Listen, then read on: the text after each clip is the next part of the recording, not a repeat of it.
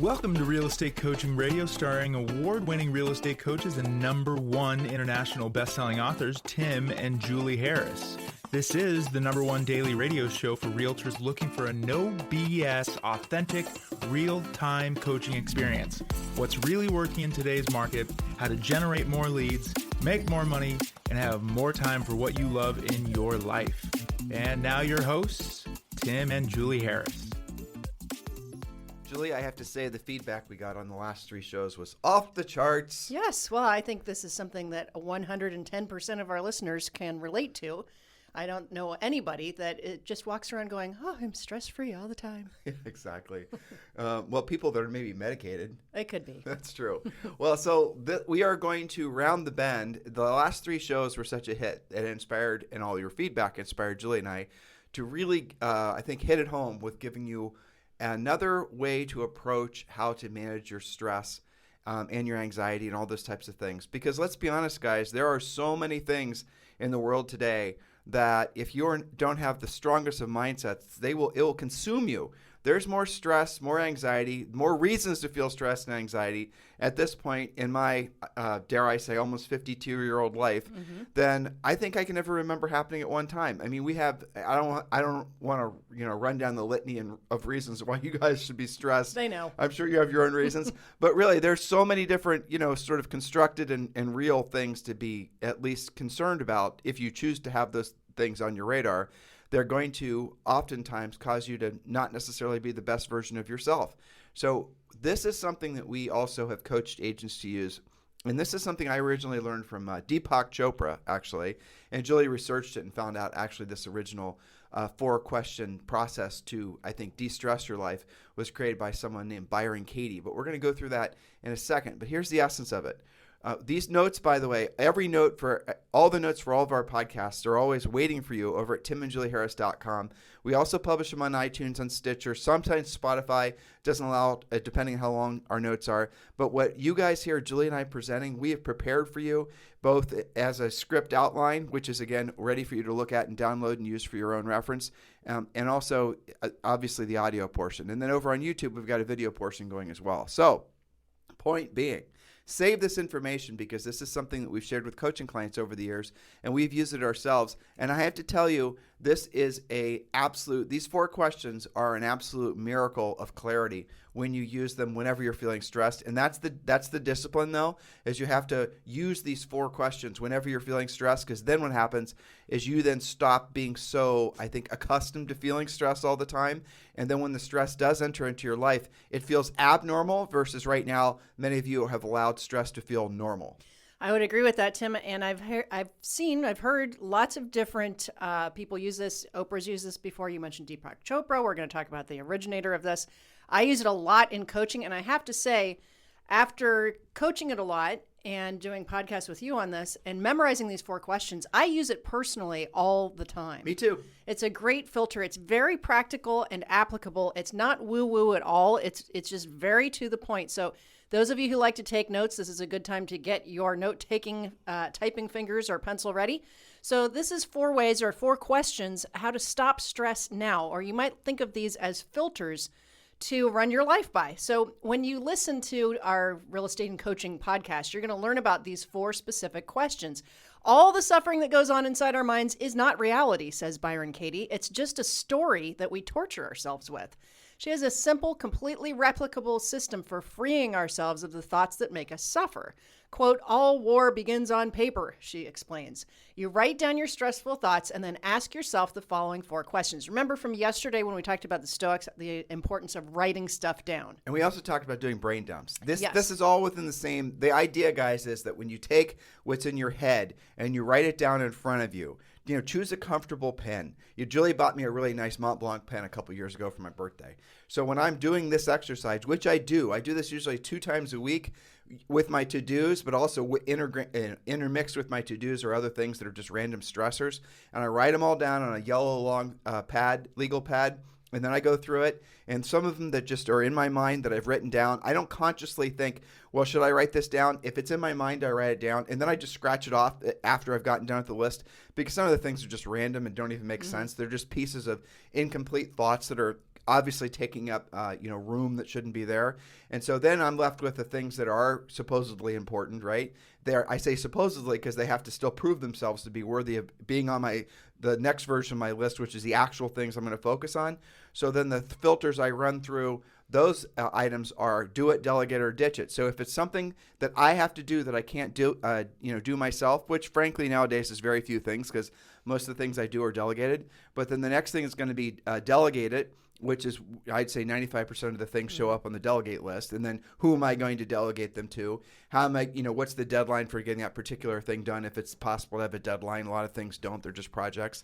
And then the last one is the ditch it part. And I already told you what I do with the ditch it part. But all of these people, from the Stoics to, major religions to psychologists, not, woo-woo or not, pseudoscience, but all these people are essentially revolve around the same approach to stress, which is not allowing it to stay inside, to get it outside on a piece of paper where your hand is writing on a piece of paper, where you are now seeing the things that are causing your stress. Because when you do, I was about to swear. I know. Well, I will anyway. Those son of a bitch thoughts cannot consume you from the inside. Yes. You've put them on paper, you're looking at them, you're facing them down, and then all of a sudden they don't have the same pull over you.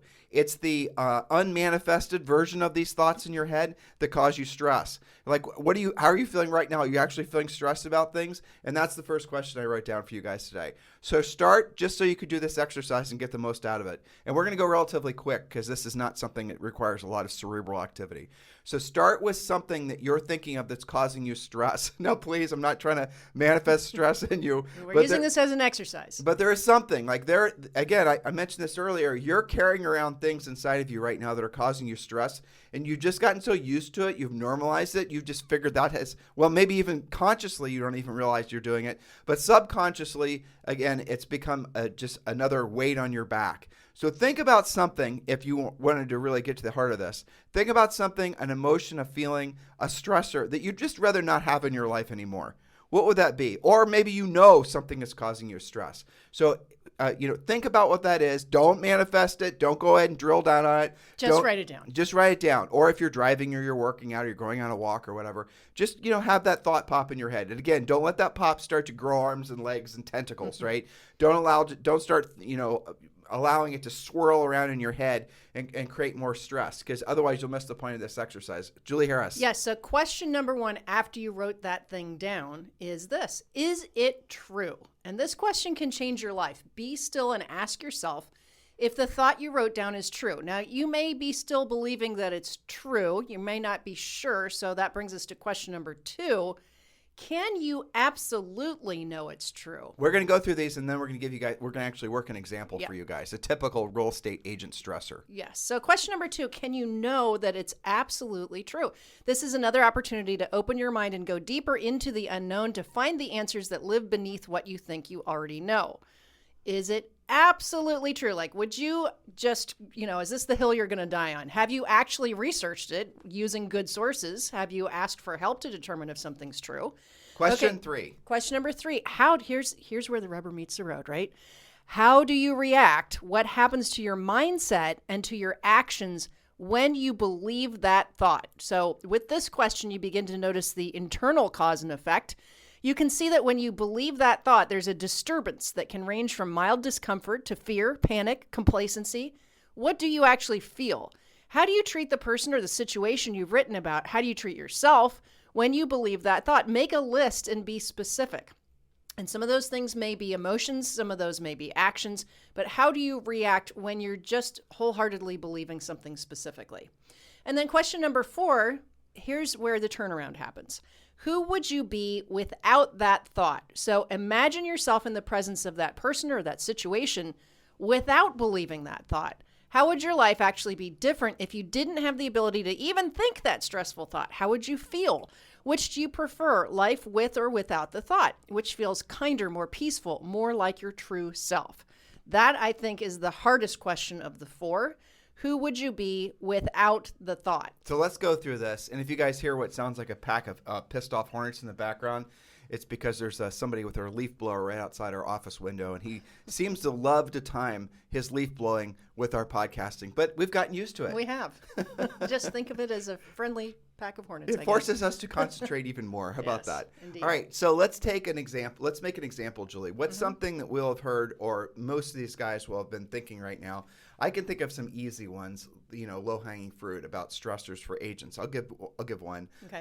Not enough homes for sale. Yes, that's a valid thought. That's All right, stressful. So, but do you think that's something an individual agent is thinking? Do you think they're fearful of not enough homes for sale? Do you think that's personal enough? I think if they're working with buyers and they're having some struggles, probably they're living that. Let's I stick don't with know. that It might, then. yeah. It's more complicated though, but let's Sure. work through it. Okay. All right. So then now the question is, so your stressor is you can't. How about this? You can't find a house for Bob, right? Right. Bob's your client. Bob's got a sweet house to sell. Bob won't buy until. He won't sell until he buys, right? So you can't find a house for Bob. Bob is holding up a whole bunch of other real estate transactions. And let's assume Bob is motivated and qualified, ready to rumble. Yep. It's all up to you now. Bob, Bobette, and all the little Bobsters are all ready to go, right? It's all dependent on you basically creating some forward path for them. So you can't find a house for sale. And so you're telling yourself, and you're creating stress around the fact that there's no homes for sale. So the first question is it true? Are there no homes for sale? Start with that question. Now, if you're going to the MLS and that is your primary source of looking for homes for sale, you are probably correct that there's not enough homes for sale. So you are manifesting the reality that you're not going to, generate that transaction or those transactions. And how can you, determine whether that going on to the next point? So your first question is it true? Are there not enough homes for sale? If the MLS is your primary search filter, the answer probably is yes. Question number 2, now, by the way, that's not true for all markets. There's plenty of markets where there's plenty of inventory. There's, 5 or 6 markets where there's days of, months of supply of homes for sale. So this isn't relevant to all of you. But for most of you, that's what you're going to be experiencing. Question number 2, can you absolutely know it's true? All right, so you're trying to find a house for Bob, Bobette and the Bobsters. Can you absolutely know it's true that there's not enough homes for sale? You can't, because you haven't really done the work yet in searching all the other places where there's possibly homes for sale. That's right. You haven't, for example, and I'll give you guys the long list, or just I'll give you a few, right? Obviously, new construction is the easy button. For sale by owners is another one. How about absentee owners? Absentee owners is a great source. And then we can go into, For rent by owners? For rent by owners. If you're in a vacation area, you could possibly be calling VRBOs. All of these activities outside of looking in the MLS do require you to have a skill set and effort. But by the way, all of these activities also will probably generate more listings for you. So for example, absentee owners. Do you even know what an absentee owner is, listeners? Do you even know? Well, here, I'll tell you. Don't worry about it. An absentee owner is basically somebody who doesn't live in the house. That could be a landlord. That could be somebody who has a vacation house. Absentee owners can manifest in many different ways. And there are lists, there are sources, and we're going to do some podcasts about that in the upcoming days, about where you can go get lists of absentee owners, where you can get really great lists of expireds and all the rest of it. But the moral of the story is you tell yourself there's not enough homes for sale for Bob and his family because of the fact you only search in the MLS. But when you actually start searching beyond that, when you ask the second question, can you absolutely know it's true? You can't know it's true because you haven't actually done the work to go beyond what the essentially normal agent's going to do to find a house for sale. That's right. So the only thing that's true is perhaps there's not enough available in the MLS. Correct. That doesn't mean that there are just not houses for sale. Evidenced by that is the fact that last year there were more than 6 million sales with 2 sides to them, and we also had low inventory last year. And that doesn't include new construction. That's so right. Question 3. So how do you react? What happens in your mindset to your actions when you believe the thought, in this case, there's not enough homes for sale? So how do you react? I guess I can't sell a house to Bob. He's going to have to wait for the market to crash. I'm going to have to wait. It's impossible. This market is so frustrating. All of these reactions and emotions that don't actually get Bob, Bobette, and the Bobsters to the finish line. And think about this, guys. That bad thought scales. You're not then going to be that motivated to work with anybody else because you're going to be fooling yourself into believing there's not enough homes for sale. Yeah, and when you get a sign call on your one listing, you're not going to call them back because you figure you don't have any room in your head to work with any more buyers since there's nothing to sell them. Holy tamale. Now, that's what we call the adult downward failure spiral, by the way. Hard to say, but easily to visualize. Question number 4.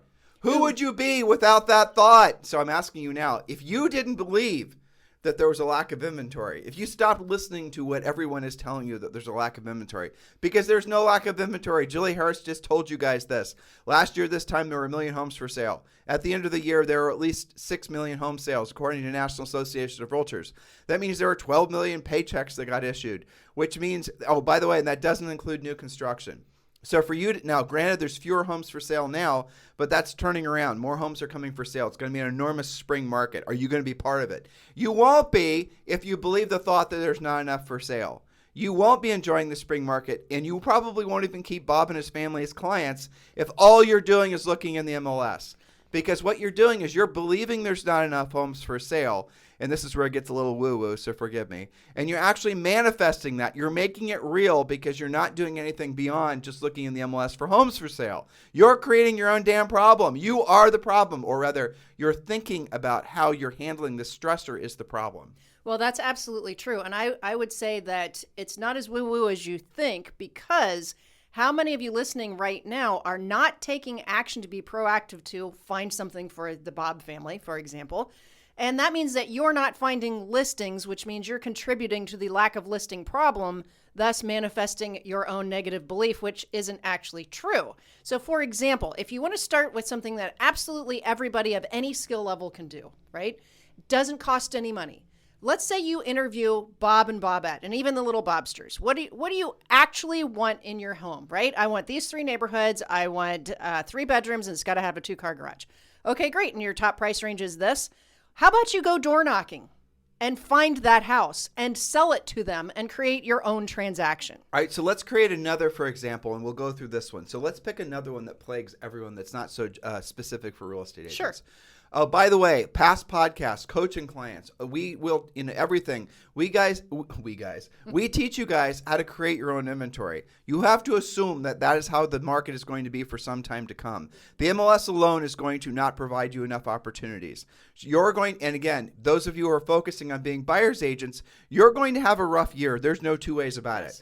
You need to be putting all of your efforts, and I'm not even going to, softball this to you guys anymore or Nerf ball it to you anymore. You need to be putting your best efforts to becoming a listing agent, because being a buyer's agent, or those of you who have teams, those of you who are running buyer's agents and trying to monetize the sale of homes to buyers from leads you're buying and then you're giving them out to your buyer's agents, that end of the business is going to become very difficult too. Everything on the buyer side of the transaction is going to become much more difficult and much less profitable. So we strongly encourage you to put all your best efforts towards becoming a listing agent. If you want to know what you wish you would have been doing a year ago or a year from now or 2 years from now, it's going to be having listened to what I just said, which is putting all your best efforts becoming a listing agent. Pivoting your business towards becoming a seller-specific agent primarily, where you start carrying consistent inventory, which I know in most markets is hard. It absolutely is. But that doesn't mean you shouldn't be trying it, because in most markets, working with buyers is almost impossible. Julie, I want you to give the example, actually, yes, before we go take them through another example of Lance and Karen Kenmore. Yes. Okay. So this is a well-established, developed team with multiple spokes. 400 to 500 units per year. Yes. That is a lot. I mean, that's more than one closing per day by quite a bit. Okay. They know what they're doing. There's not new construction. This is just normal real estate transactions. Agents doing deal by deal. Singles, no base hits, no home runs, really. Just single hits. Yes. Now they have 3 listing partners that go on listing appointments all the time. They do carry, they're at about 20 listings in inventory. Some of it's land, some of it's normal residential. However, they also have 4 buyer specialists. Now, again, all of them highly trained. They know how to win when they're competitive. These are not newbies. We've coached many people in his team for 2 decades. Highly professional. Yeah, highly professional. So we can Excellent. assume that their skill level is good. Mm-hmm. All right. Now, because in their town they're operating at less than 50% of normal inventory, the buyer's agents, even though they're good, still, we are struggling to do that kind of 450 deals. So what are they doing? Now they're all prospecting their past clients, their center of influence, and they are doing listings as well. So what they did is they're pivoting and getting the buyer's agents being versatile. They're making the buyer's agents, asking kindly and incentivizing the buyer's agents to start being proactive lead generators opposed to just waiting around for the buyer leads to come. So Lance and Karen are getting ahead of the market because they see what direction it's going. You guys need to be doing the same thing. You can't wait. We have enough evidence. We're almost through third quarter, right? We're only a couple weeks through through First. first quarter, third month of first quarter is what I was Right. thinking. And so you have evidence that the world is not probably just going to magically rain oodles and oodles of inventory, but that's because you're so focused on the MLS. Actually, we're in the third day of the third month of That's what was in my 2022. head. You were- But see, Julie, you guys can tell Julie's getting older. She's about to have another birthday. Yeah, you can tell. And It's you guys sneaking are up on hearing me. you're hearing the aging process live. I need to up my caffeine.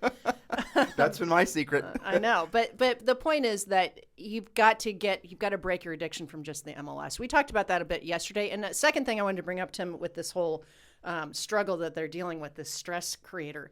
I interviewed one of our other really great coaching clients yesterday, John Walkinshaw. Okay, now he just put together 10 transactions. This first quarter, he's got 10 deals, right? All 10 were listings. Only 2 of them had to / wanted to buy. Why is that important? Because how many of you are not prospecting your past client center of influence, being proactive, trying to find listings, because you have in your head that you're going to have a problem finding them something to buy? 8 out of 10 of his listings did not have to buy. Who were they? Investors, people who had already bought last year, people who were building.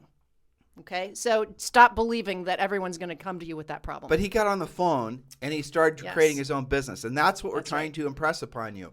Why the phone? Because everybody else, all your competitors are low-skilled agents. God bless all of you low-skilled agents. Yeah. I'm not trying to you make can it- do something about that. by Yes, the way. you can. But what they're doing is they're actually going to they're going directly to the sources, these John Walkinshaws and the Kenmores, and frankly, all of our other coaching clients. Well, that's what we teach you to do. Stop thinking that you have to TikTok video, YouTube video, lead generate funnel, buy your leads. Stop acting like that. Go directly to the people in your marketplace who have their hands in the air right now and say, yes, I want to sell my house. You don't know of those people? That's what we teach you, how to not just identify them. And these lead sources cost you nothing, but then we're also going to teach you specifically how to get them to want to do business with you. That's where the rubber meets the road. That's where you become professional. That's where you are building your mansion on land you don't own. I'm sorry. That's where you're building your mansion on land you do own. Yes. Right. Which is better, by I'm the so, way. I'm so used to rallying against know. buying leads, right? So it's building your mansion on land you do own. You're building your future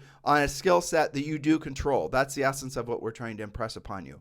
So do consider becoming a Harris coaching client, and we've made it very easy for you to do that. All you've got to do is text the word Premier to 47372. Text the word Premier to 47372, and that'll take you directly to our Premier Coaching checkout page, and you can join Premier Coaching for around $100 a month, depending on which path you choose. So text the word Premier to 47372. A lot of you listen to us. Well, tens of thousands of you listen to us on a regular basis. This is the #1 listened to daily podcast for real estate agents. You guys have got to take seriously the warnings and, frankly, the reality checks that Julie and I have been giving to all of you for the better part of 18 months, because everything we've been predicting is coming true. And unfortunately, it's coming true, and despite the fact that so many of you were listening, you didn't take actions, and now you're going to have to play catch up. The easiest way for you to do that is learn how to become a listing agent furiously fast. Text the word Premier to 47372, and when you can you can join Premier Coaching, and you can join today. And you can probably be on a semi-private coaching call with your new member coach later today, or tomorrow, depending on what time you're joining. Well, they do it every single weekday. Right. So text Premier. That's right. Text Premier to 47372. Remember, message and data rates may apply. All right. So let's do another example. Okay. Let's go through one that plagues everybody, especially nowadays. I know we can go down the health one. Health is a good one to use as an example, or we can go down the financial one, right? Or we can go down let's choose. So what's something that's causing you guys stress?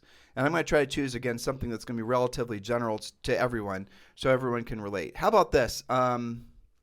Okay, I got a better one. Okay. I'm too old or too young to be successful.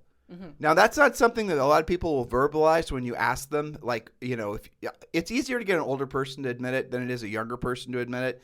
You can tell a younger person, if you get younger people who believe that they're too young to succeed, or frankly think they have time to wait to succeed, that manifests in time wasting. So you'll see them doing a lot of experimental bright light chasing. Younger people are the ones that have the tendency to be most susceptible to the scammy type things that are being sold to real estate agents. Older people, they're not wanting to waste time, and they see things for what they are. So when you ask an older person what they wish they would have done when they were younger, they would have told you in some iteration, wasted less time trying to get ready to get started. Agreed. Again, younger people, you guys are acting the way you're acting because at some level, at some root level, subconsciously, you might actually believe not only do you have time to waste, which you do not, but you also are maybe too young to be really successful. What's the quote? I can't remember who said, the problem is you think you have time. Yeah, exactly. I don't remember. Yes. I like it. Julie Harris. Okay. That's just I'll it. take that. So let's go with you're too young or you're too old. You can decide which one might be relevant to yourself, and hopefully you don't have suffer this fear. But if you do, let's stick with the too old one, all right? So you think you're too old. So that's causing you stress. You don't have enough time to accomplish what you want in life. You're starting to trim your goals. You're starting to see your world as smaller. And this often happens with people in their 40s, by the way, which technically they're only at half-life, and people start to prune their potential at half-life, which is crazy. So the first question is, question number one, with regards to you're too old, is it true? And again, here's what Julie wrote down. The question can change your life. Be still and ask yourself if the thought you wrote down is true. Is it true that you're too old to be successful? Right? So let's just say maybe you believe you're going like, well, I don't know if it's true or not. Maybe it is, maybe it isn't. Let's go down to the next question. The next question is, can you absolutely know it's true, in our case, the case of this example, that you're too old to be successful? Well, you can't. And Julie and I will pile on for giving you some, essentially will pull you in the direction that you're never too old. Most people in the United States do not have their peak earning, and you guys can Google all this yourself, until they're in their 50s.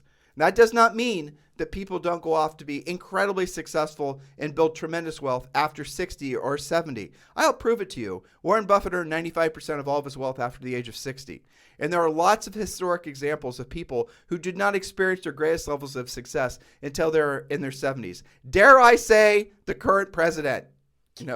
Seriously. Right. That's true. Look how long it took him to get there. Right, but look at all the historic figures, and look at the age in which they reached their peak, and that's what we remember them for. We don't remember when you can pull up any sort of and remember you got to scale it back because people didn't live as long hundreds of years ago. So 70 now, let's say, is the new probably like 55. I would guess. True.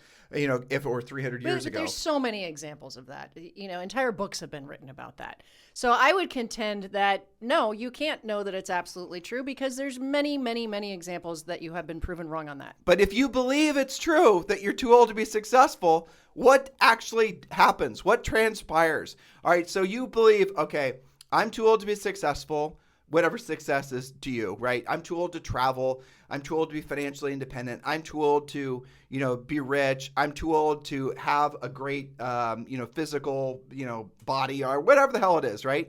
Can it absolutely be true? The answer is no. So now the third question, and this is the one, this one and the fourth one, by the way, are the real introspective questions. How do you react? What happens to your mindset and your actions when you believe the thought that, in our example, that you're too old to be successful? And again, successful, you can replace that word if you want to replace it with something maybe is more personal. How do you react? Well, I know how you react. You don't do anything. The question should be, in this case, what don't you do? Exactly. Or what do you do? Nothing. Right. If you believe you're too old to be successful, you do nothing.